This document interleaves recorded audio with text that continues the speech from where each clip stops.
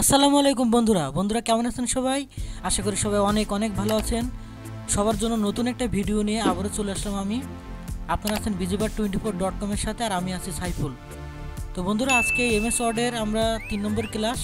আমরা আজকে খুবই গুরুত্বপূর্ণ কিছু বিষয় সম্পর্কে জানবো। তো চলুন আমরা শুরু করি।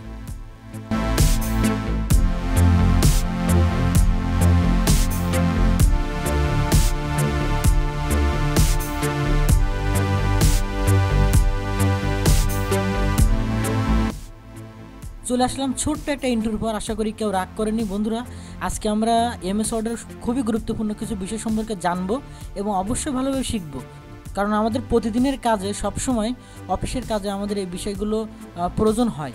তো চলুন শুরু করি। বন্ধুরা, আমরা প্রথমে যেটি দেখব সেটা হচ্ছে ফন্ট। বন্ধুরা, আমরা যে ডকুমেন্টটা আপনাদের সামনে দেখাচ্ছি এটা ইংলিশে লেখা আছে, কিন্তু আমরা অনেক জায়গায় দেখি যে সেগুলো ইংলিশে লেখা দেখতে খুবই সুন্দর, হয়তো বাঁকা, খুবই স্টাইলওয়ালা। তো ওইগুলো হচ্ছে ফন্ট। আমরা যদি এই সবগুলো সিলেক্ট করে এখন আমাদের এই যে ফন্ট বার, এই ফন্ট বারে এই অ্যারেতে ক্লিক করলাম, করে এখানে দেখতে পাবেন অনেকগুলো ফন্ট আছে। বাংলা যেমন অনেকগুলো আছে, ইংলিশও ঠিক অনেকগুলো আছে। তো আমরা এখান থেকে কোনো একটা ইংলিশ নিলাম, নিলে কি হলো, ইংলিশটা ওই ফন্টে অ্যাপ্লাই হওয়ার কারণে আমাদের যে লেখাগুলো ছিল লেখাই রয়েছে, বাট দেখতে একটু অন্যরকম হয়ে গেছে, দেখতে খুবই ভালো লাগছে, স্টাইল হয়ে গেছে। ঠিক আছে, তো এটা হচ্ছে ফন্ট বার। আমরা যখন বাংলা লিখব তখন এখান থেকে আমাদের যে বাংলা ফন্ট আছে সে বাংলা ফন্ট সিলেক্ট করে দিলে তখন আমরা বাংলা লিখতে পারবো। তো আমরা কীভাবে বাংলা লিখব তার জন্য আমার আলাদা একটা ভিডিও আছে, আপনারা আমার চ্যানেলের থেকে ভিডিওটা অবশ্যই দেখে আসবেন। তো বন্ধুরা, এইটা হচ্ছে ফন্ট বার। এইখানে তাহলে আমরা কি করতে পারি, আমরা আমাদের যে লেখাটা লিখবো সেই লেখাটা বিভিন্ন স্টাইলে লেখার জন্য আমরা এই ফন্টে এসে, এই যে আমাদের ফন্ট আছে বিভিন্ন ধরনের ফন্ট, আমরা যে কোনো একটা ফন্ট যেটা আমাদের পছন্দ হয়, ভালো লাগে, সেরকম একটা ফন্ট আমরা এখান থেকে চুজ করে নিতে পারি। বন্ধুরা, তাহলে আমাদের যে ফন্টটি দরকার হবে সেটা আমরা ডকুমেন্টটা লেখার প্রথমে আমরা চাইলে সেট করে নিতে পারি, আবার লেখার শেষে চাইলে সবগুলো সিলেক্ট করে ফন্টটা আমরা চেঞ্জ করে নিতে পারবো। তো আমাদের কাজের সুবিধার জন্য আমার মনে হয় যে প্রথমে আমরা লেখাটা কেমন লিখবো, কেমন ফন্টটা আমরা ব্যবহার করব সেটা আমরা প্রথমে ঠিক করে নিলে মনে হয় ভালোই হবে।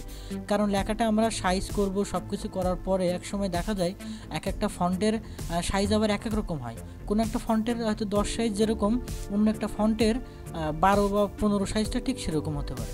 তো যাই হোক, আমরা কি করব, আমরা আমাদের যেটা প্রয়োজন সেই ফন্টটা আমরা এই যে ফন্ট বার থেকে প্রথমে আমরা সিলেক্ট করে নিব।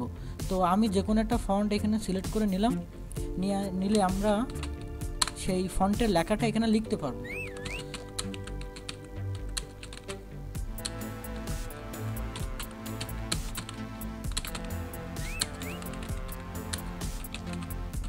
তো এরকম করে আমরা লিখতে পারবো। আবার চাইলে কোনোটা ফন্ট লেখার পরে কোনোটা ডকুমেন্ট আমরা লিখে ফেলেছি কোনো একটা ফন্ট দিয়ে, তো চাইলে আমরা ওই পুরো লেখাকে আমরা সিলেক্ট করব, করে এখন চাইলে আবার অন্য একটা ফন্টে এটা নিয়ে যেতে পারবো, কোনো সমস্যা নেই। তো আশা করি ফন্ট নিয়ে আপনাদের মনে আর কোনো প্রশ্ন থাকবে না। তো তারপরে যেটা দেখবো সেটা হচ্ছে ফন্ট সাইজ।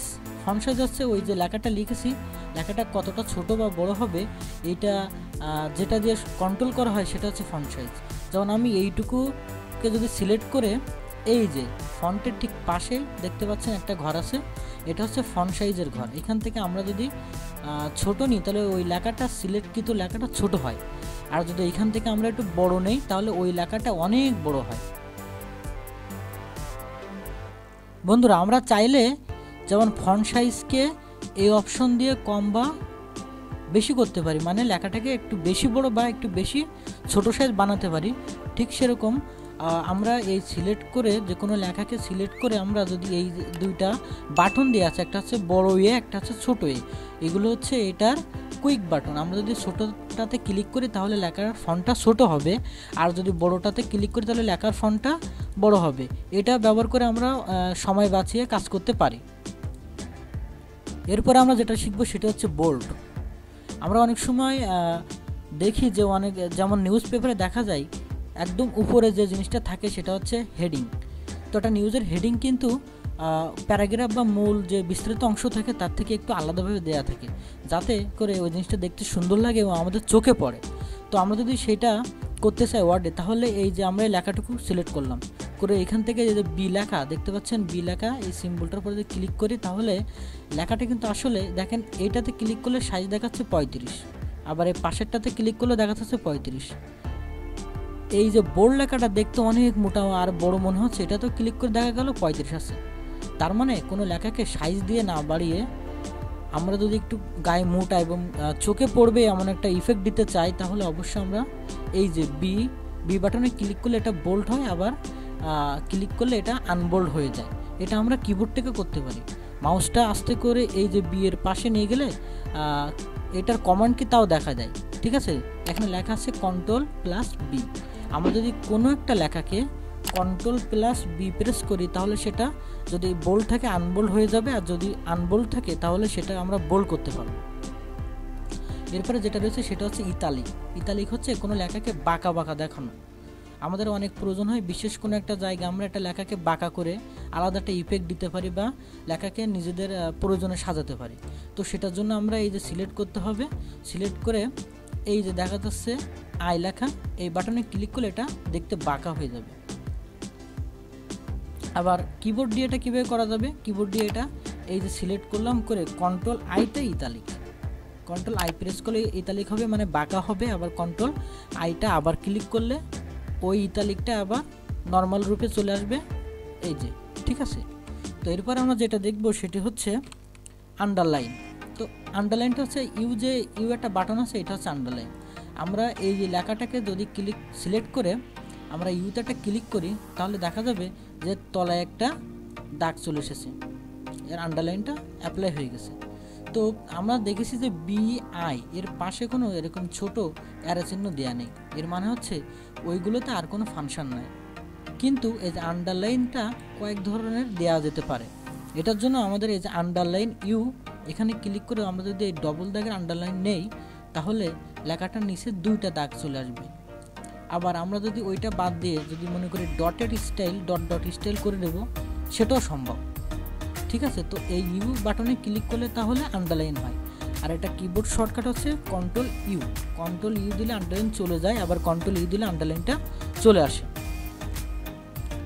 তো এরপরে যেটা আছে সেটা হচ্ছে স্টিক থ্রো। এই স্টিক থ্রো জিনিসটা কি, আমরা অনেক জায়গায় দেখি যে কোনোটা লেখার মাঝখান দিয়ে কাটা আছে। তো আমাদের যদি কোনো জায়গায় এটা প্রয়োজন হয় কিছু একটা দেখাতে, তাহলে আমরা সেই লেখাটাকে যেটা আমরা কেটে দিতে চাই সেই লেখাটাকে সিলেক্ট করব, করে এই যে ইউ বাটনের পাশে ABC লেখা একটা অপশন আছে যেটার মাঝখানে একটা দাগ দেওয়া, এটা দেখলে কিন্তু সহজে বোঝা যায় যে এটা দিয়ে কোনোটা লেখার মাঝখান দিয়ে কেটে দেওয়া যায়, ডিলিট করে দেওয়া যায়। তো আমরা এটার পর ক্লিক করা সাথে সাথে দেখা যাবে যে আমাদের সিলেক্টকৃত লেখাটির মাঝখান বরাবর একটা দাগ চলে এসেছে, মানে এটা ডিলিট হয়ে গেছে এরকম দেখাচ্ছে। ঠিক আছে, তো আমরা এরপরে যেটা শিখবো সেটা হচ্ছে আমরা শিখবো এটা হচ্ছে সাবস্ক্রিপ্ট। বন্ধুরা, আমরা একটা সংকেত লিখছি, গাণিতিক সংকেত, যেমন H2O। তো H2O একটা লেখা, আমরা কি যদি একটা সাংকেতিক বানাতে চাই, যেমন H2O, এই 2টাকে আমরা যদি নিচে দিতে চাই, এটা একটা পানির সংকেত। ঠিক আছে, তো নিচে দিতে গেলে আমরা কি করলাম, যাকে নিচে নিয়ে যাব সেটা সিলেক্ট করে এই যে এই বাটনটা ক্লিক করে দিলাম, এটা হচ্ছে সাবস্ক্রিপ্ট। আরেকটা আছে, আমরা এই যে একটা লিখলাম, 2 লিখলাম, প্লাস বি লিখলাম, 2 লিখলাম। এখন যদি আমরা মনে করি যে এর পরে যে 2 আছে এটাকে আমরা স্কোয়ার হিসেবে দেখাবো, তাহলে 2টাকে সিলেক্ট করে আমরা এই যে সুপারস্ক্রিপ্টে একটা ক্লিক করে দিলাম, এটাকেও সিলেক্ট করে নিয়ে আমরা এখানে ক্লিক করে দিলাম।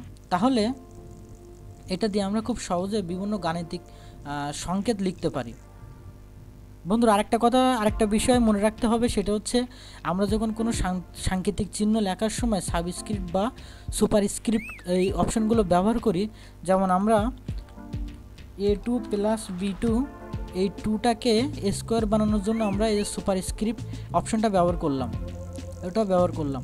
এখন আমরা অন্য কিছু লিখলে দেখা যাবে যে ওই লেখাটাও ঠিক ওই 2টার যেরকম সাইজ ছিল সুপারস্ক্রিপ্ট মোডে, ওই মোডে লেখা আসছে। তো আমরা তখন অনেক সময় বিপদে পড়ে যাই। আসলে আমরা যখন সুপারস্ক্রিপ্ট এই অপশনে ক্লিক করেছি, তো মাউসটা তো আমার ওইখানে ক্লিক অবস্থা আছে, এজন্য আমি আবার নর্মাল মোডে চলে যাওয়ার জন্য কি করব, আমরা আবার এখানে ক্লিক করে দেব, তখন আমরা যা কিছু লিখব আবার আগের মতোই উঠবে।